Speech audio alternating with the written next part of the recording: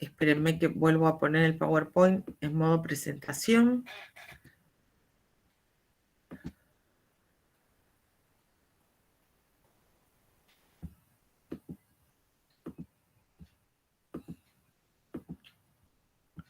Ahí está.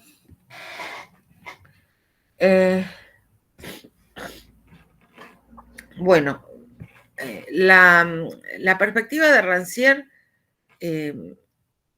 nos ofrece realmente una mirada muy singular, ¿no? Para pensar que la inteligibilidad de la política sobreviene de esa distorsión primordial, originaria, ¿no?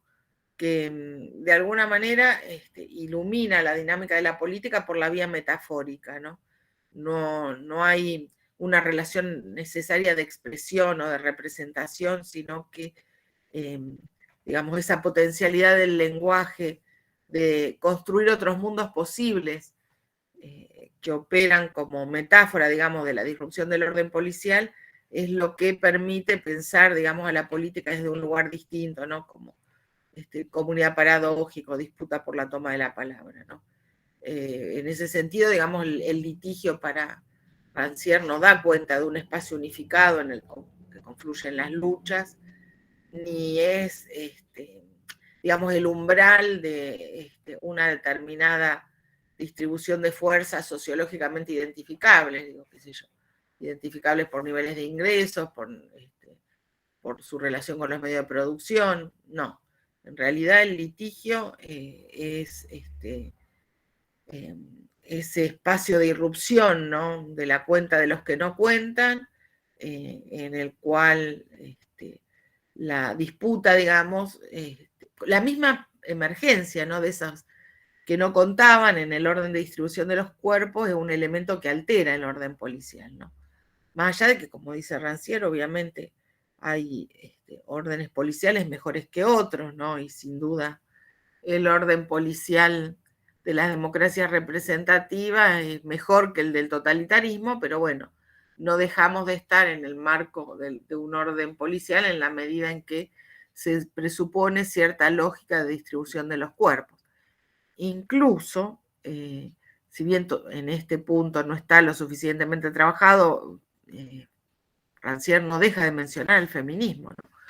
Como, o las disputas por las disidencias sexogenéricas, ¿no? Que implican esta situación de desdoblamiento, porque efectivamente la disidencia sexogenérica, por ejemplo, no inhibe la participación en la ciudadanía. La sexodisidencia no impide votar. Pero bueno, establece un determinado, democracia representativa a través del espacio de la ciudadanía construye una determinada lógica de distribución de los cuerpos, ¿no? Y el litigio, en este caso, en la sexodisidencia, o en los feminismos o el posfeminismo, da cuenta efectivamente de esa forma de desdoblamiento, ¿no? De distanciamiento con respecto a la posición presupuesta por el orden policial y una forma, digamos, de ubicarse a distancia, ¿no? De hacer oír una voz desde un lugar distinto, hacer ver un cuerpo desde un lugar distinto, ¿no? En este sentido, digamos, el litigio, ¿no? Como espacio, si ustedes quieren, agonístico, no es, como decíamos antes, por oposición a lo que presupone Habermas, ¿no? La forma de construir consensos, sino es el espacio, digamos, en el que, como dice en algún lugar, digamos, se puede hacer ver la existencia, digamos, de un mundo subsumido en ese mundo construido a partir de un determinado régimen de distribución de los cuerpos, ¿no? La argumentación dice del litigio encadena dos ideas y las metáforas hace ver una cosa en otra, ¿no? Lo que, digamos, hace Habermas, según Rancière, es quedarse en la argumentación como este encadenamiento de ideas, ¿no? Mientras que la metáfora en el litigio hace ver la posibilidad, digamos, hace ver que aquello que siempre fue ubicado en un determinado lugar puede ser desplazado hacia otro lugar, puede ocupar otro lugar, puede alterar el orden de distribución de los cuerpos. En este sentido, me interesaba también un poco comparar la perspectiva de Rancière con la de la Chloe Mouffe, porque, bueno, también hay un enfoque acá que se liga a la capacidad, digamos, de los antagonismos y las tensiones, ¿no? De crear vínculos políticos. Obviamente no es el mismo, no es el mismo planteo que el de Rancière, la lógica del litigio. Si bien, digamos, en ambos casos se rechaza la confluencia de las luchas en un espacio unificado, pero sí, digamos, lo que hay que decir es que analizan la irrupción del conflicto a través de una categoría politológica que es la de demanda, ¿no? Que se conecta con la dimensión sociológica a partir de la cual se hacen visibles las carencias, ¿no? Mientras que para Rancière el litigio no habla de luchas que se anclan en un umbral sociológico. Para la Chloe Mouffe, si el conflicto se analiza a partir de la categoría de demanda, bueno, esta categoría requiere, ¿no? Insertarse o articularse una dimensión sociológica. Para la Chloe Mouffe, las luchas políticas apuntan, digamos, a transformar esas realidades sociales que configuran una determinada subjetividad a partir de las lógicas de subordinación, ¿no es cierto? Construyen sujetos a partir de las lógicas de subjetivación. ¿Cómo definen la Chloe Mouffe a la política? La política dice, es la actividad de definición y articulación de una realidad social en un campo minado de antagonismo.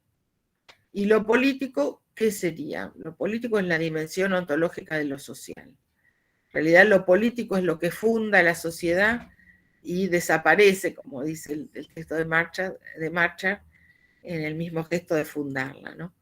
Y la dimensión discursiva es lo que establece la posibilidad de identificar esas situaciones de subordinación o de opresión, digamos, porque en realidad la lucha, ¿cuándo aparece para la Chloe Mouffe? Cuando las relaciones de subordinación, que son relaciones jerárquicas, pero que tienen reconocimiento social, son relaciones jerárquicas cuya validez es aceptada, se comienzan a percibir como relaciones de opresión, ¿no? Y entonces habilitan formas de acción colectiva para desarticular esas formas de opresión. Bueno, esta posibilidad, digamos, de visibilizar la subordinación como opresión se ancla en la dimensión discursiva. No hay un estatuto sustantivo, digamos, ontológico de la subordinación o de la opresión que definan los límites del campo de la política. ¿Cómo se constituye el antagonismo? Bueno, justamente, ¿no? En el antagonismo, digamos, en la gestación del antagonismo, conceptualmente, la Chloe Mouffe propone diferenciar relaciones de subordinación, que son esas relaciones jerárquicas en las que una gente está sometido a las decisiones de otro, pero lo acepta como válido, ¿no? Relaciones de opresión, que son formas de subordinación que se han vuelto sedes de antagonismo, y relaciones de dominación, que son formas de subordinación que son consideradas ilegítimas, pero por agentes exteriores a la misma. Es decir, aquel que está atravesado por una relación de dominación no la concibe como legítima, pero vista desde afuera sí es considerada como legítima, ¿no? Y dice la Chloe Mouffe, es solo a partir del momento en que el discurso democrático va a estar disponible para articular las diversas formas de resistencia a la subordinación que existirán las condiciones que harán posible la lucha contra las diferentes formas de desigualdad. El antagonismo, entonces, que dice, son las relaciones antagónicas son las relaciones que dan cuenta de los límites de toda objetividad, ¿no? ¿Qué elementos hay que tener en cuenta para identificar los antagonismos, ¿no? Por un lado, la presencia de un exterior discursivo, Por otro lado, dicen la Chloe Mouffe, la exterioridad recíproca, ¿no?, entre las posiciones diferenciadas en las relaciones de subordinación, y por otro lado, la externalidad del poder, ¿no? Y estas son las condiciones que permiten constituir nuevas formas de subjetividad radical sobre la base de construir discursivamente como imposición externa y por lo tanto como formas de opresión, relaciones de subordinación que hasta ese momento habían sido aceptadas. Perdón.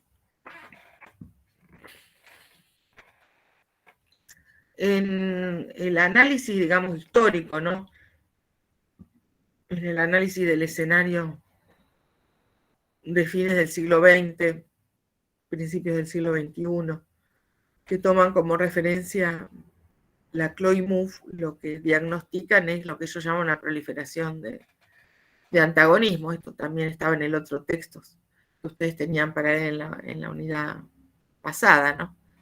Hay una fragmentación de sujetos unitarios, ¿no? Hay una clase como sede privilegiada del antagonismo, o un individuo plenamente racional, ¿no?, como sede del antagonismo. Por lo tanto, las luchas también se fragmentan.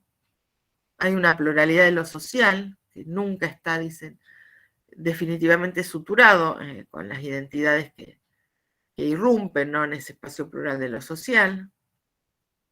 Hay una dispersión discursiva en el marco de la cual se configuran las posiciones de sujeto, ¿no?, como condición de emergencia de los antagonismos.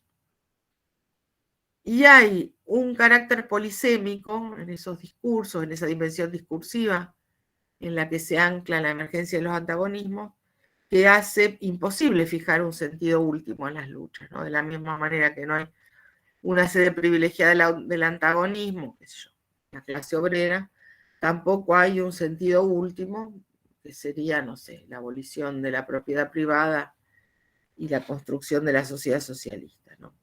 Eso no se puede anticipar como un elemento sustantivo. Y en este sentido dicen la Chloe Mouffe, todo antagonismo librado a sí mismo es un significante flotante, un antagonismo salvaje que no predetermina la forma en que puede ser articulado en otros elementos de una formación social, ¿no? Es decir, el antagonismo en sí mismo no dice nada del sentido de las luchas ni de las formas en que se podrá gestar la articulación política, ¿no? ¿Qué es lo que se necesita para que ese antagonismo deje de ser salvaje, vamos a decir? Bueno, la hegemonía, ¿no? Es tarea de la hegemonía hacer de esos antagonismos digamos, la posibilidad o el elemento que posibilita una articulación, ¿no? Dicen la Chloe Mouffe que la hegemonía, digamos, debe ser abordada, digamos, en los términos de la teoría de la decisión, tomada en un terreno de lo indecidible, ¿no? No hay, la decisión debe aceptar su profunda radicalidad y arbitrariedad porque se despliega sobre un terreno de lo indecidible.